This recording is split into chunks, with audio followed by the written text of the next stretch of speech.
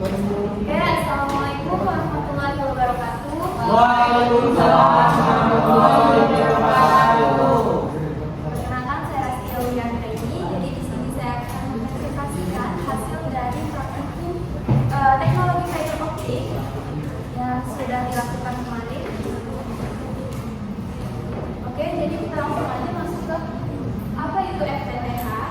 Jadi sebelum kita masuk ke langkah kedua, kita penting untuk mengenali apa itu FTTH. FTTH itu adalah arsitektur jaringan akses di mana media transmisi serat optik atau fiber optik ditarik langsung dari pusat penyedia layanan central office hingga ke tempat pelanggan toko. Jadi ini merupakan arsitektur jaringan yang dapat diakses dari rumah pelanggan, dari ditarik langsung sampai ke rumah pelanggan.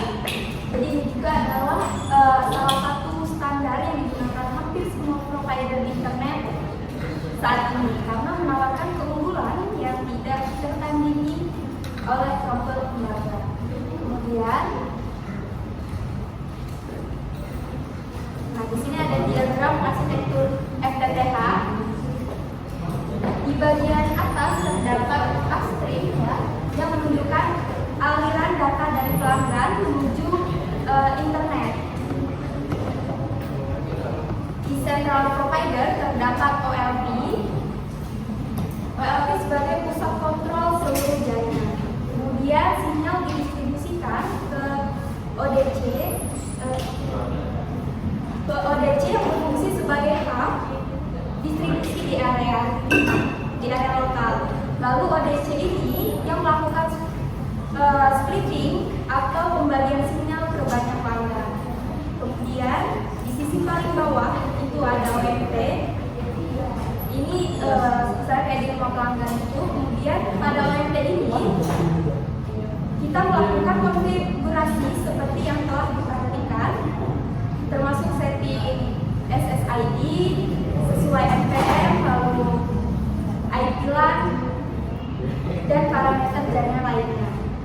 Dan diagram ini menggambarkan dengan jelas bagaimana fiber optik yang kita splicing tadi menjadi bagian penting dalam ekosistem FTTH, menghubungkan jaringan provider dengan perangkat end-to-end end user di rumah. Kemudian kita lanjut ke tujuan praktikum.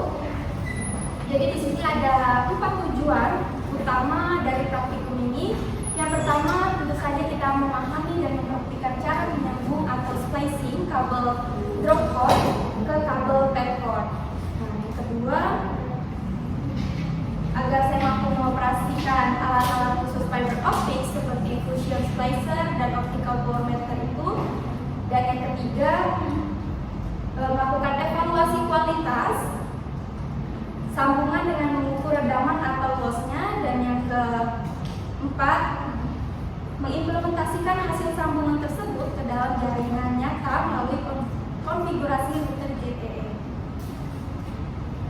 Kemudian di sini ada alat tambahan. Jadi untuk mendukung praktikum tersebut, kita membutuhkan alat dan bahannya. Untuk splicing atau komponen utamanya adalah kabel drop cord atau yang biasa kita lihat kabel hitam, dan pad cord yang kabel kuning. Jadi alat kerjanya itu meliputi stripper untuk mengupas, cleaver untuk memotong serat, dan fusion splicer sebagai alat penyambung otomatis. Kemudian ada optical power meter untuk pengukuran, sedangkan untuk jaringan kita menggunakan unit router JTE F460 serta laptop dan smartphone untuk konfigurasi dan testing. Kemudian proses splicing atau penyambungan. Jadi kita masuk ke proses teknis. Proses splicing dimulai dengan stripping, yaitu mengupas outer jaket dan coating sampai terlihat serat intinya, core dan cleaning. Nah, setelah itu kita wajib melakukan cleaning menggunakan alkohol agar seratnya bersih dari kotoran. Dan langkah paling krusialnya adalah clipping, yaitu memotong ujung serat dengan alat cleaver agar permukaannya rata presisi. Jika sudah rata, setelah dimasukkan ke fusion splicer untuk dilebur fusion secara otomatis. Dan terakhir, sambungannya dilindungi dengan memanaskan heatshrink split. Oke, kemudian di sini ada hasil pengukuran splicing. Setelah kabel tersambung, saya melakukan pengukuran menggunakan optical power meter atau OPM. Hasil dari output yang terukur adalah 11,55 dBm. Nah, sebagai alat analisis awal, angka ini adalah daya output akhir. Jika kita asumsikan inputnya 0 dBm, maka loss itu cukup besar. Dan hal ini memungkinkan oleh beberapa faktor teknis di lapangan seperti potongan data yang kurang sempurna atau adanya defect mikroscopis atau proses peleburannya. Kemudian lanjut ke konfigurasi router ZTE-nya F40. Kabel yang sudah di-splice tadi kita hubungkan ke router ZTE F40 dan saya melakukan konfigurasi dengan IP default ya 192.168.1.1 dan ada 3 konfigurasi utama yang saya lakukan di dalamnya. Yang pertama, saya melakukan konfigurasi WAN untuk koneksi internet menggunakan mode TPOE. Kedua, VLAN atau WiFi, di mana SSD saya ubah menjadi NPM 27822 dengan keamanan WPA/WPSK. Dan yang ketiga, yaitu LAN, saya mengubah IP address router menjadi 192.168.22.1 sesuai 2 digit akhir NPM dan mengaktifkan DHCP server.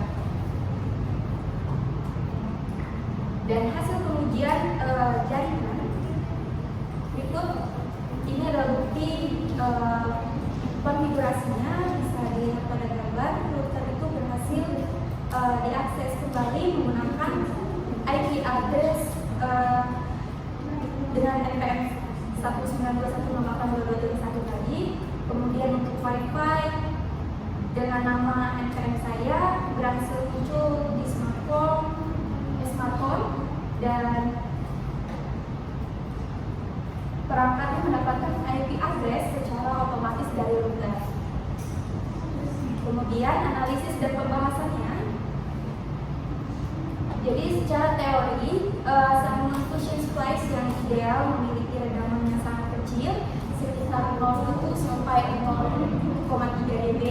Jadi hasil pengukuran saya di 1155 dBm itu menunjukkan bahwa secara fisik sambungannya mungkin belum optimal atau memiliki loss yang tinggi. Namun secara fungsional untuk konfigurasi router ZTE-nya berjalan dan routernya mampu mendistribusikan dari layanan internet ya dari kabel fiber optik tersebut ke perangkat pengguna. Oke, sebagai step selanjutnya kita masuk kesimpulan. Untuk kesimpulan di sini praktikum penyambungan fiber optik dari kabel drop core ke pad core telah berhasil dilakukan. Meskipun nilai ancamannya masih bisa dioptimalkan, namun integrasi secara keseluruhannya berhasil. Dari router ZTE F460 sukses dikonfigurasi dengan SSID dan IP sesuai identitas NPM, serta mampu melayani akses ke end user dengan baik. Oke, demikian presentasi hasil praktikum saya. Jika ada yang bertanya, silakan. Ya, jelas. Silakan.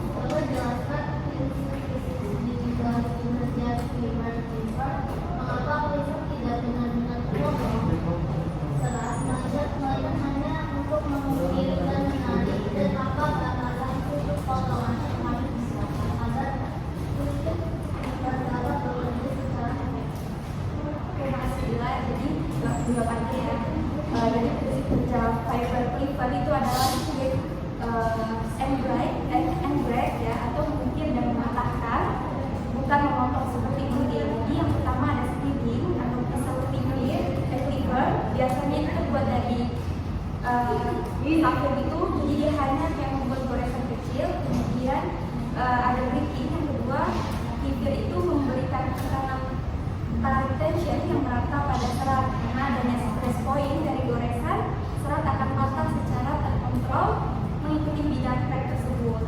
Jadi batasan sudut potongan yang akan dicapai adalah kurang dari 0,5 hingga 1,0 derajat untuk field. Oke, selanjutnya ya boleh sini. Oke, di sini saya mau nanya, mengapa hasil pengukuran dari optik itu menunjukkan minus 11,5 dBm, cukup tinggi ya. Jadi apa sih yang menyebabkan loss tersebut itu besar? Udah. Jadi jawabannya hasil minus 11,55 dBm itu memang menunjukkan nilai yang cukup besar jika dibandingkan dengan standar ideal. Jadi yang pertama, kemungkinan proses clipping atau pemotongan ujung seratnya itu tidak sempurna sehingga pembukaannya tidak rata. Kedua, bisa jadi ada kontaminasi debu atau kotoran pada serat pada proses placing. Dan yang ketiga, alignment atau penjajaran core-nya kedua serat itu tidak presisi. Yang keempat, bisa juga ada multi connector close karena beberapa titik sambungan. Jadi kalau untuk perbaikannya sebaiknya dilakukan respacing dengan memastikan seratnya dibersihkan dengan alkohol, clipnya dilakukan dengan lebih teliti, dan alignmentnya dipastikan sempurna. Itu sih. Ada lagi yang mau tanya?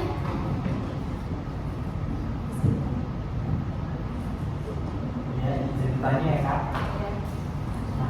Tadi di slide pada bagian analisis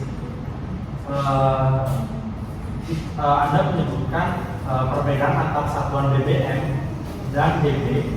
Mengapa kita tidak bisa langsung menyimpulkan kualitas sambungan hanya dengan melihat angka 11,55 dBm tanpa data tambah?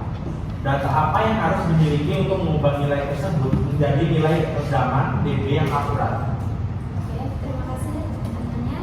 Jadi nilainya 11,55 dBm itu hanyalah daya absolut yang terukur di ujung penerima atau output. Jadi nilai ini belum mempresentasikan kualitas sambungan karena kita tidak mengetahui beberapa daya awal yang dikirimkan, dan untuk menghitung redamannya dalam satuan dB kita memerlukan data dari referensi.